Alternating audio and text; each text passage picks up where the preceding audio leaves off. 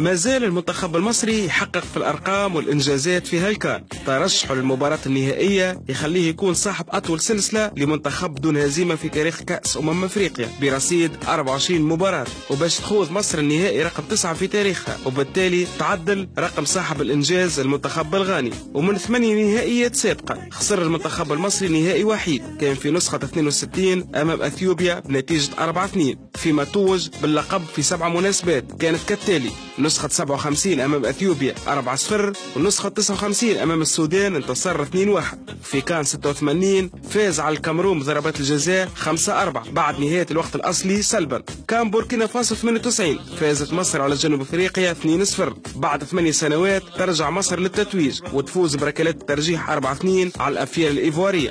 في 2008 أبو تريكة يهدي مصر اللقب السادس بعد ما سجل هدف حاسم ضد الكاميرون، وأنجز على منواله زميله ناجي جدو أهدى الفراعنة اللقب السابع في نسخة 2010 أمام البلاك ستارز الغاني، وهو التتويج الثالث على التوالي.